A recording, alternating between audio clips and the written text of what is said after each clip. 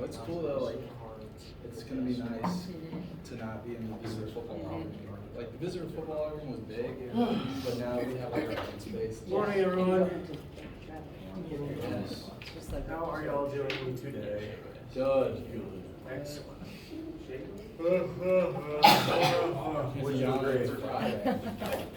It is Friday.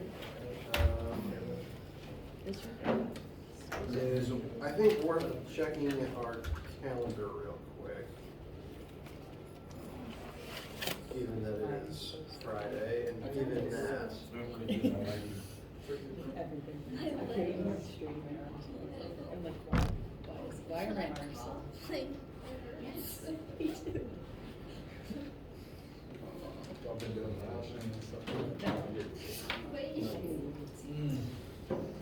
Back.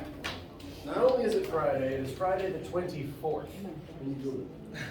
Meaning that in 1 week, Friday, March 3rd, some of you, if you attend that Friday section, will be taking test number 1. So I just want to make sure that's in the back of everyone's minds. To briefly go over the schedule again, today we are going to mostly wrap up Chapter 4. That's the rotation stuff that we've been talking about. There may be 1 or 2 small things that might extend over into Monday, but that'll be fine. However much time, we'll finish that up on Monday and then segue into test review. So today, mostly finishing Chapter 4. Monday will be definitely finishing up Chapter 4, whatever's left over. Between Monday and Wednesday, which is the 1st of March, there'll be review for the upcoming test. We'll look over the study guide, look over the practice questions, make sure everyone feels comfortable with it. And then the next 3 lab sessions, not lectures, but labs. Friday the 3rd, Monday the 6th, and Wednesday the 8th. Those lab times will be test sessions. You do not necessarily have to attend your normal day of the week if your scheduling or your preference allows for you to change. If you're going to not attend your usual day of the week, just let me know. Just send an email. We will still have a lecture on those days. Those lectures will mostly, like, my primary aim is addressing test study questions. So bring those, especially if you have the test later that afternoon. If you don't bring questions, I'm going to teach, and it's going to be starting Chapter 5, which isn't on Test 1. So if you don't want to learn about something that isn't on the test you're going to take that afternoon, bring your questions, please. Everyone feel okay with the schedule? Okay. Now, for Chapter 4 stuff, what we've been talking about, we've been doing rotation. We ended last time talking about centripetal force. Does anyone have any questions before we jump right back into that?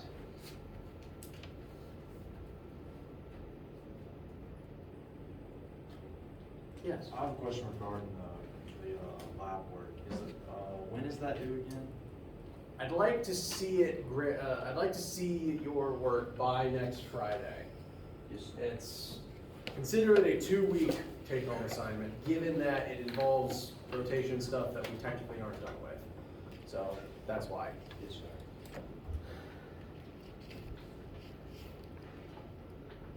Would you want that like printed out and handed to you, like, or just like?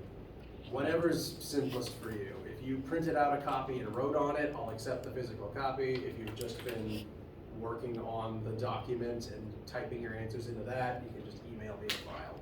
Okay. Whatever's easiest and fastest for you guys. Sounds good. And additionally, for the next, I guess, 3 weeks, well, week and a half, I will be in the lab room during lab if some people have questions about the lab or the homework and want to show up to talk about it, and work in groups in the room with me. But again, you don't have to. It's a take-home assignment. Flexibility is key. But I will be there if you have questions. Anything else for right now? Okay. Last time we introduced the concept of centripetal force and centripetal acceleration. These concepts are the idea that there exist, well, sorry, rewind. linear forces can be used in such a way that they can cause linear motion to transform into rotational motion. The examples that we've looked at have included the moon orbiting the Earth. The moon wants to move in a straight line like all matter does. We talked about this with momentum and inertia, Newton's first law. The moon wants to move in a straight line, but there's this force of gravity from Earth that makes it start accelerating, and makes it change direction. So it tries to move forwards and fall down at the same time, and it kind of just ends up moving in a circle around the planet. This motion is caused by gravity, which is a normal linear force. Gravity does still pull in straight lines. It's not, like, gravity's not rotational in this situation. It is still a linear force. But its direction is constantly changing such that it's always pulling the moon towards Earth's center rather than always, say, pulling it, y-axis downwards. So any force is capable of acting in the role of centripetal force as long as it is able to constantly change direction like that and pull an object towards some central point. Gravity's a very good example because it automatically points towards the center of the object. I also, as an example, why is the wheel over here?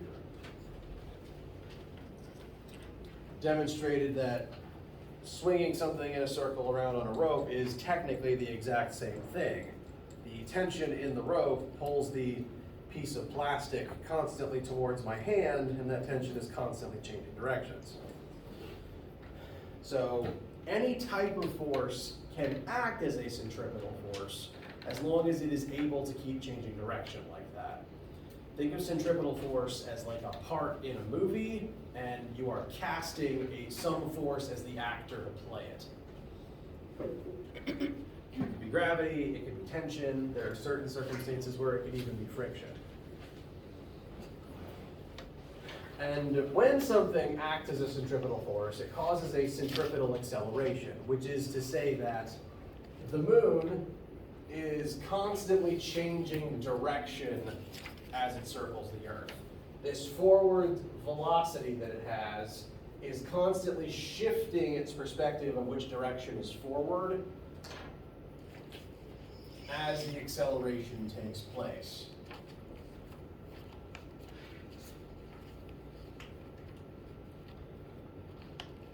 Now, what I mean by that is, are you guys familiar with ye olde David and Goliath slingshots? So, when I was a kid, slingshot specifically referred to something with a rubber band that you pull back on. But David and Goliath slingshots, the really old types, I think they were just called slings actually. The way that those work is you have you have one long string that you fold in half and you swing it over your head.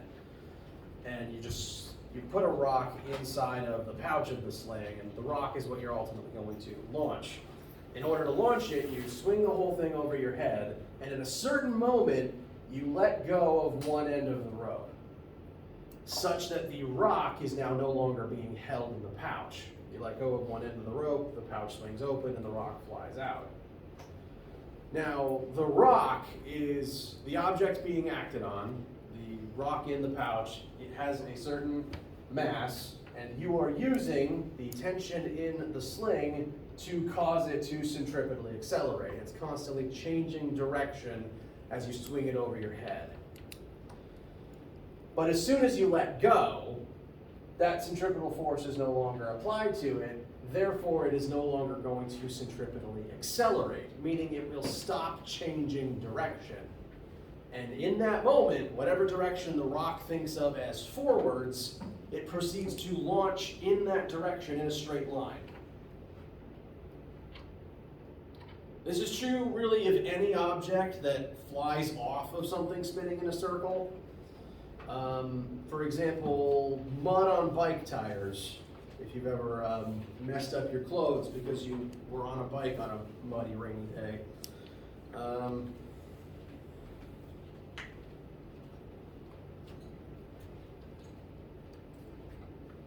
bike tire. You're riding along, the tires get caked in water and mud, and there's a certain amount of force just holding the mud on there. Mud's sticky, so it adheres to the tire, but at a certain point, it's going to fly off. And if it flies off here in the motion, what direction is the mud going to fly in? Straight up. Because at this point in the rotation, if it's rotating like this and the tire is rolling forwards, at this point, if it lets go here, the tangential, the instantaneous forward velocity at that moment points straight up, which isn't great if this is a bike tire and you're sitting here. I hope that hasn't happened to you guys. A lot of bikes have like gutters on them to try to catch the water in the mud and keep that from happening, but depending on if the bike has that or not, you may have gotten messy as a kid or an adult. This happens because, again, every object undergoing this motion type has a straight line velocity that it wants to move in. But as long as this force that is acting as a centripetal force is present, it's going to keep changing direction because of the centripetal acceleration caused by the centripetal force. So centripetal force turns linear motion into rotational motion by constantly making the object change directions until the force stops. And there's loads of cases where this turns up. There's anything orbiting anything in space, moon orbiting Earth, space station orbiting Earth, Earth orbiting sun. If it's in orbit, this is happening. Slings, or again, any rope that you swing around in a circle. It happens with those things, like those drop a quarter in and it spins around until it falls in the hole through the wall. They still have those. Does anyone go to malls anymore? I went to the mall yesterday. Hey, good to know. Did That's you good use the data. spin quarter thing? No, but they didn't have them. Okay, they still exist. I'm not that old.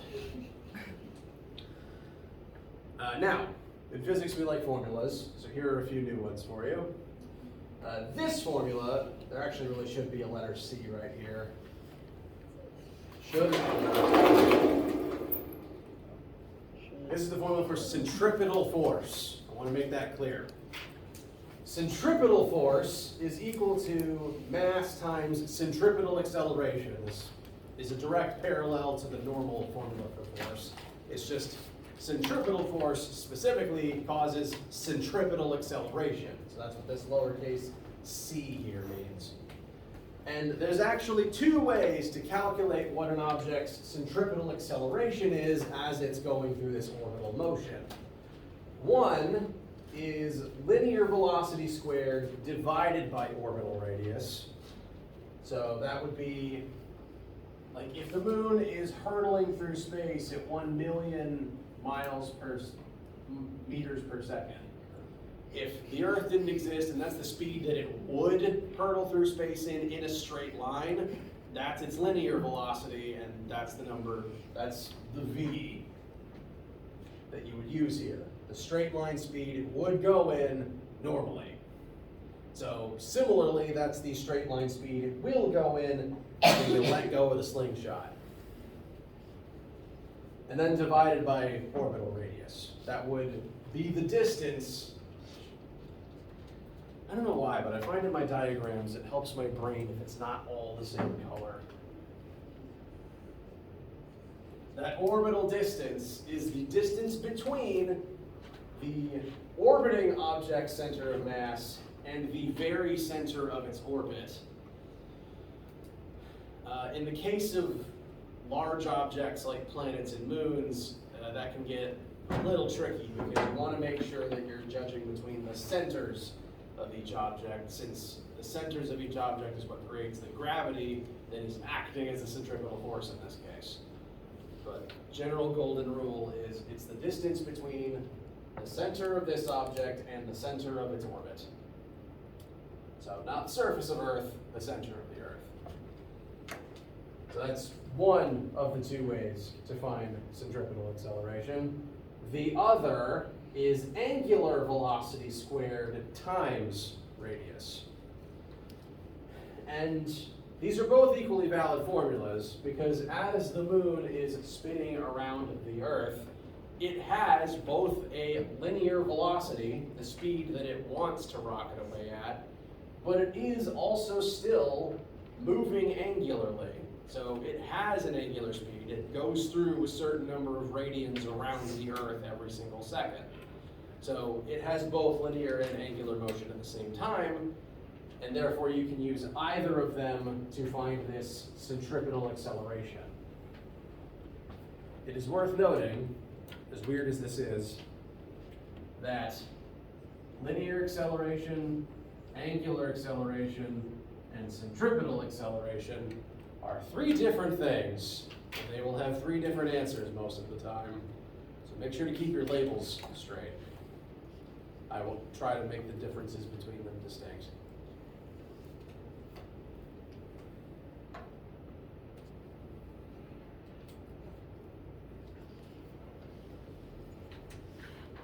I feel for right now. Okay, enough to maybe use the formulas once or twice. All right.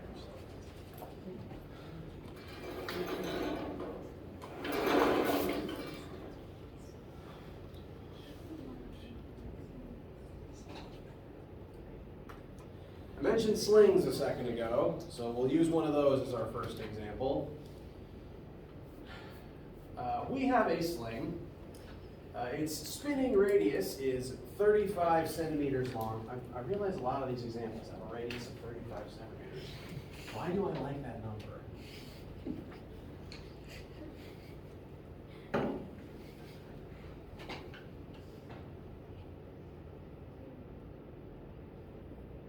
So, that is our rock. It is in the pouch of an object that, think of the sling as a rope.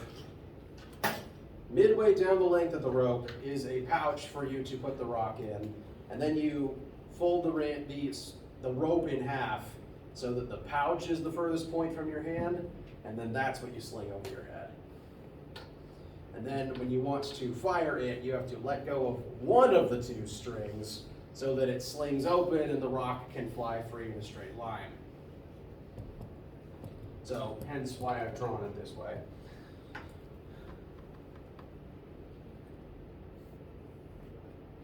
The radius from center to the rock is 35 centimeters, and the rock has a known mass of 300 grams. So R is 35 centimeters, mass is 300 grams, and David is going to swing it over his head. It will take David 1.5 seconds to get it spinning at 50 meters per second linearly. If it says meters per second, that's automatically linear velocity. So, classic letter V.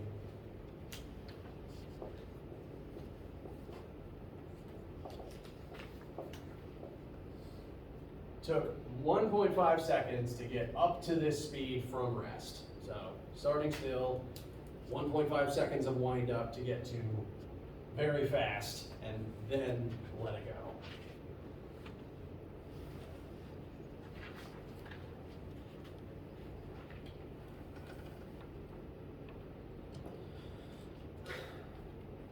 Questions about the numbers of the premise so far? Okay. Now, before we actually start answering things, one quick concept question.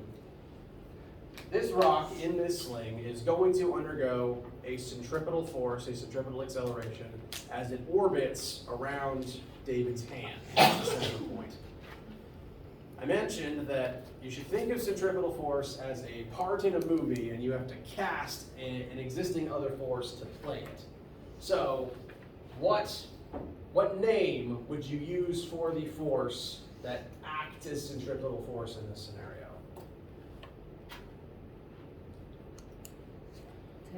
Tension. Very good.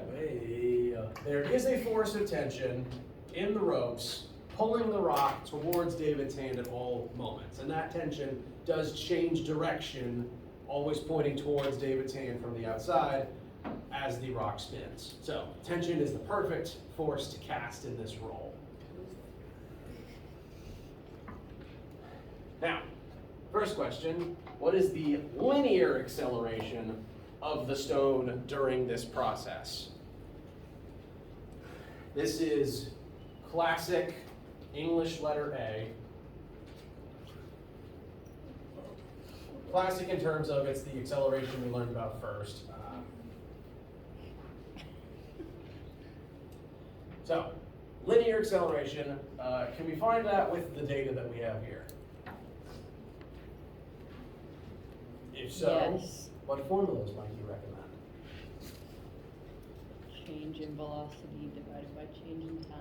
That will be perfect, because we do know time, final speed, and additionally, it is implied that the rock would start at 0 meters per second if it took this long to get up to this speed from rest. So we have all the data to use. Classic linear equation number 2, delta V over delta T. That would be 50 minus 0 over 1.5 seconds. 30 something, I think. 33.33. Thank you.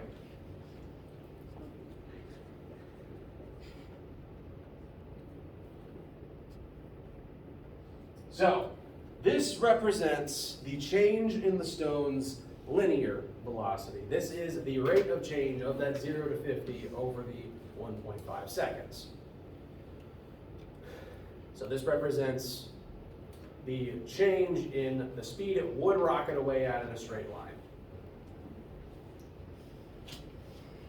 Second, what is the angular acceleration of the stone during this time?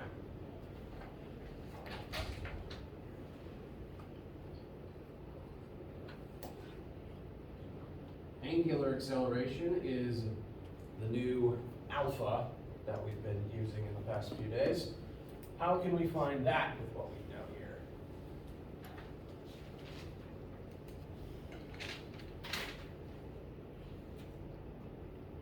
Would you use a translation? That is what I'd recommend, yes, because we want alpha, we actually know linear A and radius. As long as you know radius, you can turn any linear into any angular and vice versa. So excellent suggestion. That formula is A equals, linear A equals R times angular alpha. So we're going to take that linear A we've already found and translate it directly into alpha. That would be 33.3 repeating equals, do we plug in 35 centimeters? Nope. How many meters do we plug in instead? 0.35. Very good. Since he is 100 times smaller than the base.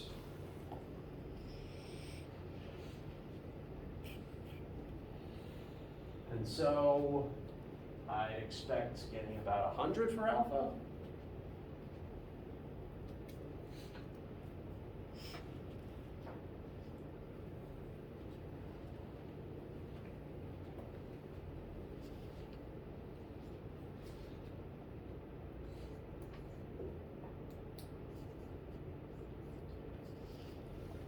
Then we disagree with about 95.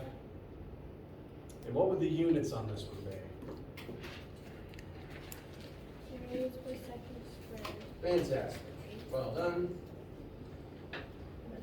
So, in comparison to our linear acceleration, this is the rate of change of how quickly it is specifically spinning. And there is, as of 10 minutes ago, one more type of acceleration we can find here. What is the centripetal acceleration of this stone? Now there's only one formula for it, and since it's not on screen, I will put it up on the board. Velocity squared divided by R. Correct. Now, just to get you used to the other version as well, there is an alternative if you happen to know omega and don't know linear v. Either of these two will work. That said, linear velocity is the one we have right now, so I'm going to recommend we use that one, because finding omega would be one extra step. So 50 squared divided by, once again, we want to use 0.35 meters instead of 35 centimeters. And this should give us our third acceleration, which is also a unique, non-repeated number.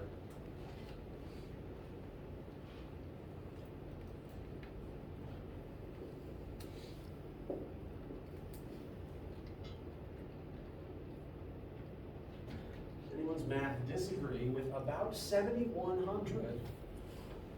7,142 point something. That's what I got. All right. Now, once again, third different number, because each of these accelerations technically represent different things. Bless you. This is the first linear letter A, once again, just the rate of change of the linear speed, the rate of change of the speed the rock wants to fly away at in a straight line. Alpha is the rate of change of its rotational motion in radians per second squared. So if you think this is fast, but it's not like, this is not a linear acceleration. This is a change in rotation. So I want to make sure your frame of reference is okay for that. Lastly, centripetal acceleration. This represents by how much its linear direction is constantly changing every single moment. This is how much its linear speed changes every moment.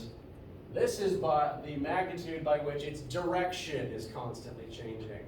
Notice its direction is changing a lot because every single millisecond it keeps turning indefinitely until David lets it go. So, now notice, if this was happening at a smaller speed or over a bigger circle, this number would not be nearly this ridiculous. Like when I sling this around, the centripetal force is not nearly as high because it's not swinging that fast, even though the string is probably about that long, but it's not swinging nearly as quickly. It takes a lot of centripetal acceleration, centripetal force, to get things to turn very fast over a small circle. It's why yanking the steering wheel in your car to try to make a turn super fast hurts and hurls you around inside of the vehicle. Centripetal force numbers can get kind of bonkers if you make them quickly and over sharp turns. So, pro tip, don't do that.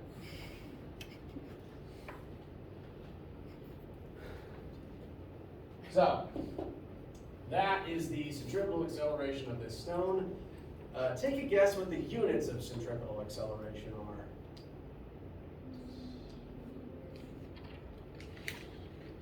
Someone started. Radian. It's actually meters. Oh.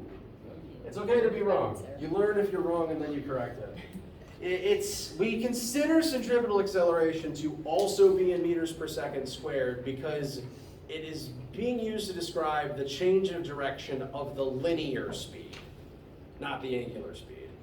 Angular speed, like by definition, you're always spinning around and that rotation is technically constant as long as you're spinning in the same direction consistently.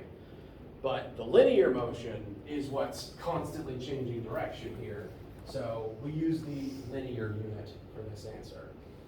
Besides the fact that in our formula, we took meters per second, squared it, and divided by seconds, no, divided by radians. So the unit we put in was meters.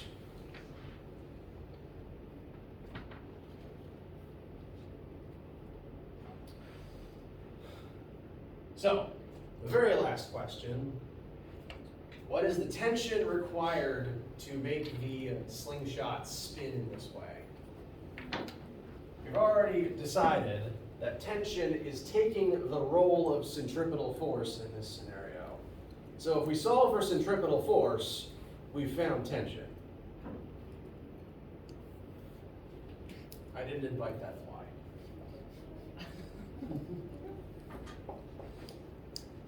So I'm just going to add, since tension is acting as centripetal force, if we use the centripetal force formula and solve for centripetal force, that will give us the value of tension in this case.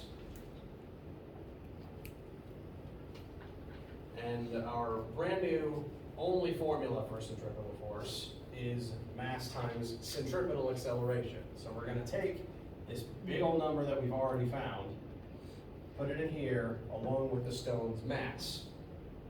Again, it's still mass times acceleration equals force, because there's a certain force needed to make this mass accelerate at this rate.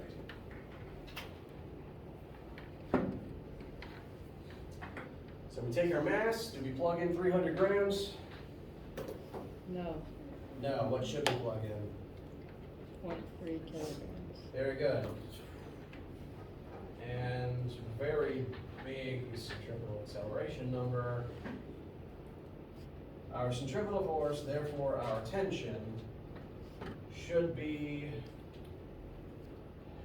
2,000 and change.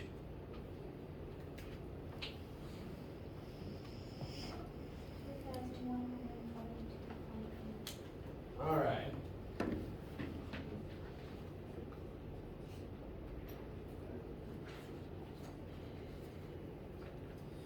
So the tension required to make this happen, to make a stone accelerate up to this speed and continue spinning in a circle over your head, takes about twice as much force as a human adult male weighs. This is a lot of force to put into a rope over your head.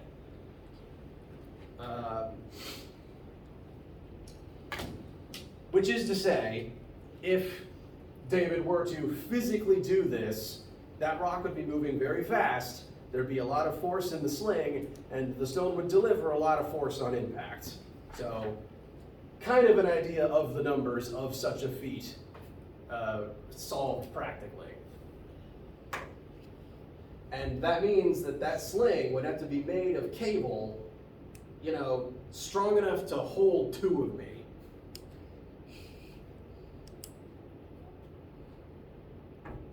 So, all in all, pretty impressive. Questions about the math side of things? Okay.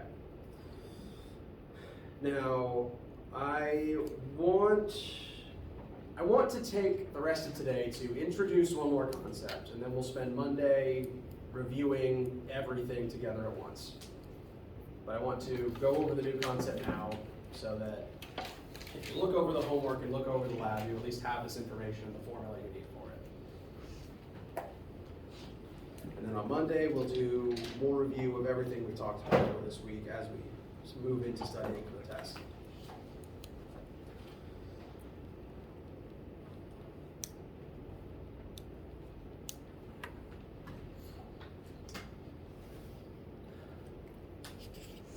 Who in this room has heard the word torque before? All right, very good. Now, if you're not familiar with the word, I'd say when I hear the word used in English, it comes up more often in like car commercials, like car manufacturers advertising the torque of an engine or the torque acting on the tires of the car. Even if you're not familiar with the term, you use torque every single day. So the actual concept itself should make sense to you. I mentioned, well, I've replaced it with this drawing, but I used to have this chart that was going on the side of the board over here, where I was listing the new angular data that we were learning about in comparison with its original linear counterpart.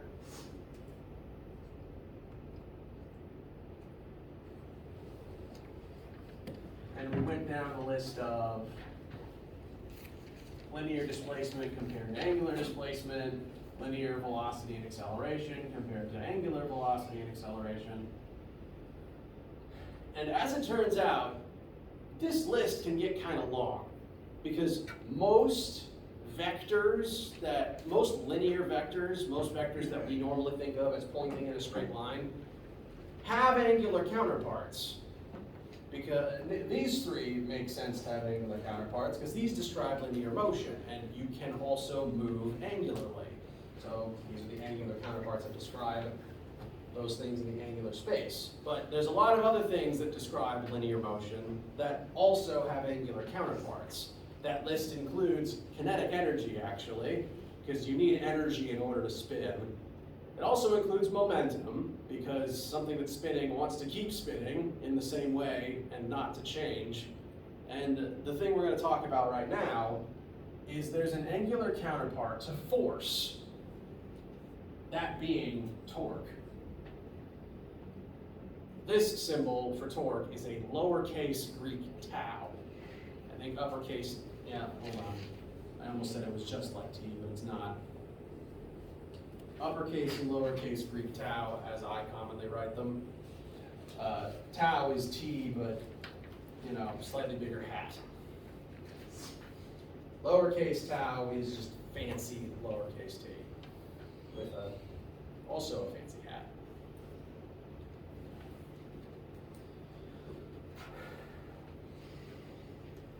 Torque is the angular counterpart to force. Now, linear force, if you push on something in a straight line, you will make it accelerate in a straight line. Likewise, if you exert angular torque on something, you will make it accelerate angularly. Linear force accelerates in a straight line. Angular force, or torque, makes things change their angular speed. It causes angular acceleration. So once again, the relationships are still intact. This causes this causes this. Now, the way that this is used in your common life, the place I guarantee all of you have used it on a daily basis, is this thing. I'm now going to exert a linear force at a certain distance from an axis of rotation. And rather than making the door accelerate in a straight line, it's going to spin on those hinges.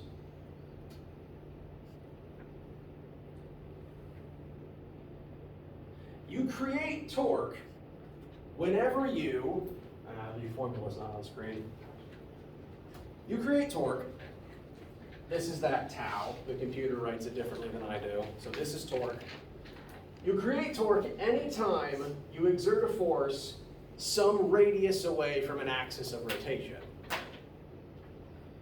This happens with doors because usually you will grab either the doorknob or the very edge of the door sometimes, which is always a certain distance away from the hinges. In doing that, and exerting that force over here, you generate torque and make the door spin, rather than if the door wasn't on hinges and you pushed it, it would accelerate instead in a straight line.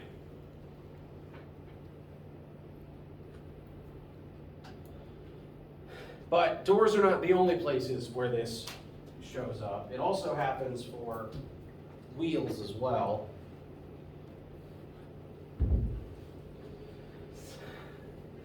Right now I've got the wheel's handlebar gripped and I'm applying force directly to the handlebar. And I'd say this is causing linear acceleration for the tire. I'm not making it spin, but I am moving it in mostly a straight line in 3D space. But the force I'm applying is at a radius of 0 from the wheel's axis of rotation. So I'm not generating any torque when I do this. However, if instead of moving the wheel by its handlebar, I grabbed it on its edge and I exerted a force some distance away from its axis of rotation, it starts spinning instead. Same thing happens when it's just rolling along the ground, honestly, because technically all wheels require friction in order to work. Wheel wants to move forward, friction on the ground points this way. That's a force, a distance from the fulcrum, so it spins. If friction didn't exist, wheels wouldn't spin. they just slide on the ground like hydroplaning and black ice. Well, that's why those are dangerous. Well, it's one reason why those are dangerous. Anytime that force is exerted a distance away from a pivot point, you generate torque. And the torque causes angular acceleration, like how linear force causes linear acceleration. So anytime you act and make something spin, if you change its rotation, you are generating and using torque somehow. And honestly, torque is one of the oldest things that humans ever figured out how to use. Because not only does it show up in doors and in wheels, it shows up in most human tools. Formula for torque says torque is equal to radius times force. If you exert more force, you create more torque. If you slam the door, it's going to spin faster. But additionally, the bigger the radius is, the more torque you generate. The bigger the distance the force is applied from the axis, the more torque you generate. I challenge you to do this on your own as well. You can even try it on this door on your way out. You ever thought about why the doorknob is opposite the hinge? Like as far away from the hinge as you can make it? Well, it's so that the radius from that side to the hinges is as large as possible. The bigger the radius you multiply by, the more torque you generate, so the easier it is to spin the door. As a direct opposite to that, if you instead try to exert your force right here, it takes more effort and it doesn't even spin as fast. That's because smaller radius, less torque for your troubles. Less torque, less spin. For this reason, bless you, humans have been inventing tools for as long as we've been inventing tools to try to increase that radius. Pretty much every tool is designed to generate torque somehow. Screwdrivers, you want a long screwdriver so that you can rotate further away from the bolt you're turning. Baseball bats and crowbars and pretty much any sports equipment that you swing is designed to use a longer lever arm to generate more torque and deliver more force to whatever you're swinging at. In direct comparison to how effective would you be at baseball if you just punched the ball out of the air? Not only would you hurt yourself, it wouldn't go as far.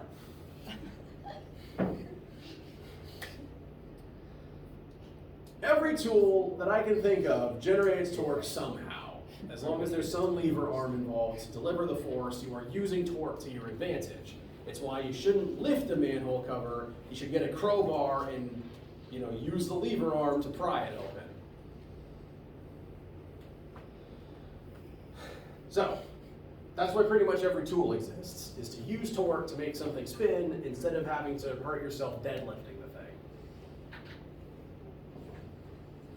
And the formula is, once again, torque equals radius times force. If you're ever having a hard time with a tool or a task, just get a longer implement.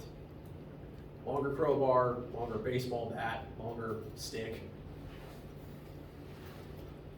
I think Newton once said if you had a long enough lever arm, you could move the entire planet. The lever would just have to be the size of the solar system. But you could do it. A human could do it if you had a lever that long. Of course, the lever would have its own gravity, but that's a question for another day. Real quick, just to get a little bit of sample math in your notes. Wrenches are a great example. It's not usually a good idea to try to twist and tighten bolts with your bare hands, or at least not to loosen them. So instead we invented wrenches so that your force is exerted at some distance away from the bolt. So here we have a 1 meter long wrench. We're going to exert a 1 Newton force on it. How much torque do we generate?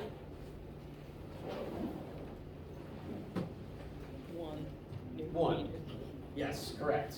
The unit of torque is, bless you, the unit for torque is Newton meters, Newtons times meters, and we multiply 1 Newton times 1 meter. If you then double the length of the wrench to 2 meters, you don't even have to work any harder. 2 meters times 1 Newton is 2 Newton meters. Double the length of the wrench, twice as easy. In direct comparison to, again, just using your fingers, axis of rotation of like 10 centimeters, and you're generating like 0.1 Newton meters of torque with your bare hands. So, use your tools to your advantage. So it separates humans from pretty much every other species. Questions? All right, on Monday, we'll work some more examples and wrap all this up as we transition into test 1 prep territory. Let me know if you have any questions as you work on the lab and the homeworks, and have an excellent weekend. That is a direct request from me.